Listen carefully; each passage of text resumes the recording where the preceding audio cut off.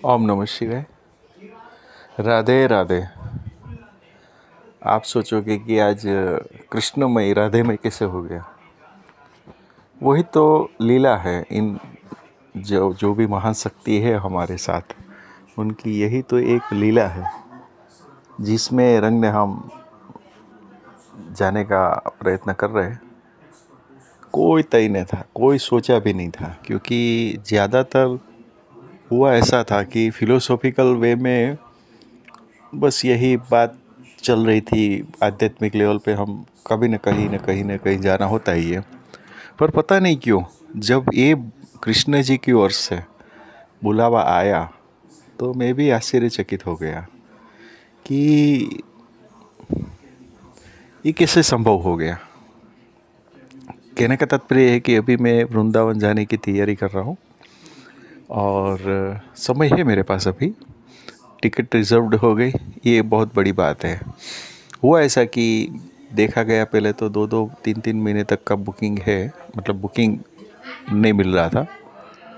पर फिर कुछ हुआ ऐसा कि मुझे तुरंत ही एक रिजर्वेशन का मिल गया। तो इस बात से भी मैं आश्चर्यचकित हूँ कि, और मैंने कई बार बोला भी है सब लोगों को कि देखिए, जब बाके बिहारी जी बुलाते हैं ना तो फिर कोई एक्सक्यूज़ नहीं चलता है, अपने आप ही सब व्यवस्थाएं हो जाती है और फिर बाकी तो राधे राधे। तो कहने का तात्पर्य क्या है कि फिर और एक यात्रा, हालांकि मेरे तो पूरे जीवन में ऐसा हुआ ही है कि कभी भी मैंने प्लानिंग से यात्रा की ही नहीं है, ऐसे आश्चर्यचकित करते हुए ही और अचानक ही मेरा सब यात्रा का प्रबंधन होता है। और कभी भी मुझे याद नहीं आ रहा है कि मैं यात्रा करने निकला हूँ और मुझे कोई, मतलब मैंने कभी पहले से प्री डिफाइंड नहीं किया हो। कभी भी मैं प्री डिफाइंड नहीं होता हूँ। अचानक ही ऐसी यात्रा का एक अपने आप ही माहौल बन जाता है और मैं चलने लगता हूँ। फिर मैं सोचता नहीं, फिर जो होना है होना है। जब वो बुलाते हैं तो हम कौन होते हैं उधर न जानने में मानने वाले, ठीक है। तो बहुत ही खुशी के साथ जब ये तय हुआ कि भाई हम जा रहे हैं और टिकट भी रिजर्व्ड हो गया, तो इससे बड़ा आश्चर्यचकित करने वाली और कोई घटना नहीं हो सकती मेरे लिए तो। अच्छा, एक बात ही हो गई। दूसरी बात कि जैसे ही वहाँ का कंफर्मेशन हुआ जाने का, उसके बाद अपने आप ही मन एकदम चंचल हो गया और एक अलग ही भावना में, एक अलग ही संभावना में राधेमय हुआ ऐसा मुझे प्रतीत होने लगा और एक वातावरण सा बनने लगा है। हर जगह पे जहाँ पे भी उस रिलेवेंट ही बात चल रही है, उस रिलेवेंट ही, मतलब एक इंट्रोडक्टरी जिसको बोलते हैं ना, मथुरा में क्या है, वृंदावन में क्या है, क्या क्या, मतलब एक एक कृष्णामय या राधेमय बनने का जो एक माहौल सा बन गया मेरे अंदर, ये मेरे लिए बहुत ही एक अलग अनुभव रहा। और मैं तो यही सोचता हूँ कि अभी तो मैं जाने का तय हुआ है और सिर्फ टिकट बुकिंग ही हुई है, तब ये हालत है, तो मैं जब उधर जाऊँगा और वहाँ का जो माहौल देखूँगा तब मेरी हालत क्या होगी। ये भी एक सोचने वाली बात है।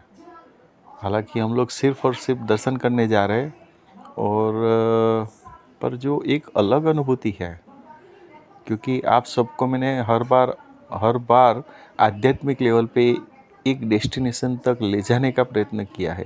पर आज कुमार ज्ञान के अंदर, कुमार ज्ञान के माध्यम से मैं आपको ये बात बहुत ही ईमानदार से बताना चाहता हूँ कि जब से वृंदावन जाने का एक ये सौभाग्य प्राप्त हुआ, उसके बाद जो एक मन की परिस्थिति है, मन की जो स्थिति है, कुछ अलग ही तरीके से वर्णन हो रही है, जो मैं कोशिश कर रहा हूँ कि मैं बताऊँ मैं क्या समझ रहा हूँ, क्या मैं फील कर रहा हूँ। पर पता नहीं मैं कुछ ज़्यादा ही समझ, मतलब जो कहना चाहता हूँ वो बोल नहीं सकता और जो बोलना चाहता हूँ वो कह नहीं सकता। ऐसा कुछ मन की मनोदशा हो गई है। कृष्ण जी और राधे जी के बारे में तो बहुत सारी बातें हो गई है। सब लोगों ने बातें नहीं की है, उसको अमल में भी लाके उसको अनुभूत करने वालों ने अनुभूत भी किया है। वो हमारे सामने पूरा इतिहास पड़ा है। दूसरी बात कि कृष्ण जी के बारे में एक हल्का हल्का माहौल तो बन ही रहा था। कई कई बार मेरे ध्यान में आता था। यहाँ द्वारका से लेके अपना साउथ वेस्ट तक, जगन्नाथपुरी तक जी की बात है, वहाँ तक बीच में एक ख़ास प्रकार की माहौल तो बन रहा था। और वहाँ पे भी मैंने पर्सनली, यूट्यूब पे तो मैंने अभी तक उसके बारे में ज्ञान प्रदर्शित नहीं किया है, पर ज़रूर से कृष्ण भक्ति का माहौल तो बना।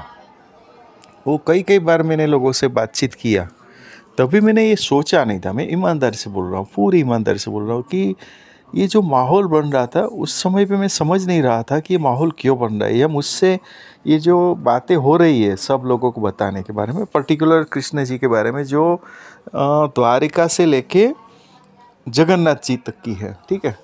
तो पता नहीं चल रहा था कि मतलब ये कौन सा माहौल बन रहा है। पर जब अचानक से बात आई और ये जब डिसीजन आया कि नहीं जाना है, तो फिर लगा कि नहीं, ये माहौल तो बन ही रहा था एक सूक्ष्म रूप से। और उस माहौल का आज ये जो परिणाम देखा, तो मुझे लगा कि मुझे ज़रूर से इस बात को यहाँ पे शेयर करना चाहिए कि कलयुग के अंदर अगर हम देखा जाए तो हर एक युग के अंदर हर एक भगवान का अपना एक महत्व रहा है। तो जहाँ तक मेरा नॉलेज काम करता है, तो कलयुग के अंदर तो बताया गया है कि नाम मात्र ही हमारे लिए काफ़ी है। यानी कि देखा जाए तो पहले के समय में क्या था कि साधनाएँ करनी पड़ती थी, ये करना पड़ता था, वो करना पड़ता था। उसके बाद भी प्रभु की प्राप्ति या उसका जो जो वरदान है उसकी प्राप्ति हो, या ऐसा कुछ सवाल होता था।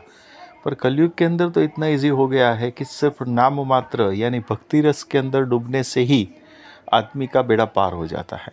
और उसमें जो सर्वश्रेष्ठ नाम आज की डेट में आता है, भक्ति रस के बारे में जब बात होती है, तो एक और एक में वो मात्र एक राधे कृष्ण जी की जोड़ी है, जिसके ऊपर हमेशा भक्ति रस के लिए गड़ा डूब हम लोग तो सनातनी लोग तो है ही, पर साथ में जब फॉरेन वाले को भी इतना भक्ति रस में डूबे हुए हम देखते हैं, तो लगता है कि नहीं कुछ तो है।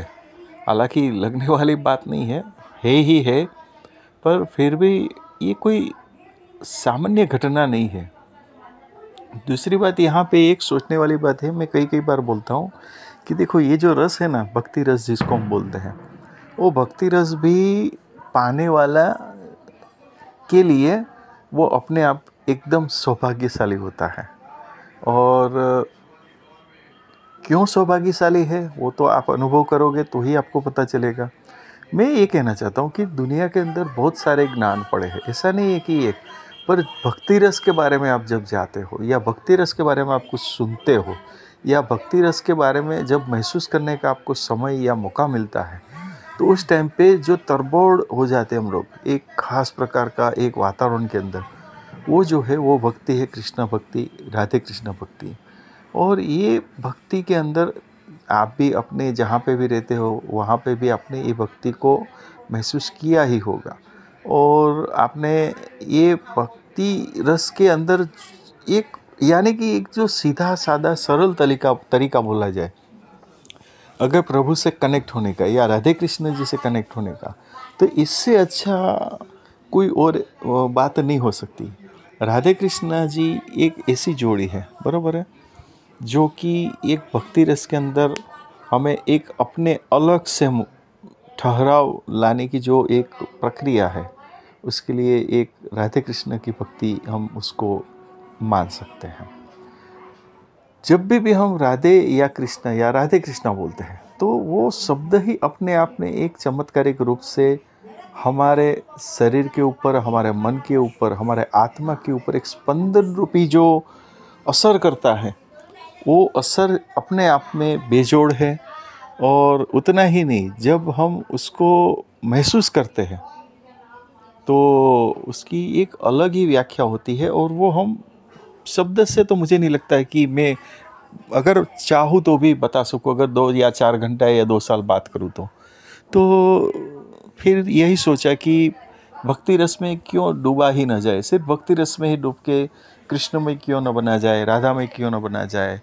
तो जब एक ये भगवान की ओर से श्री कृष्ण भगवान राधे कृष्ण की जो आशीर्वाद हमें प्राप्त हुआ है, उसको ध्यान में रखते हुए हम भी यही सोच रहे हैं कि चलो अभी इस भक्ति रस में डूब के एक अलग अनुभूति को कैसे प्राप्त किया जाए और क्यों ना प्राप्त किया जाए।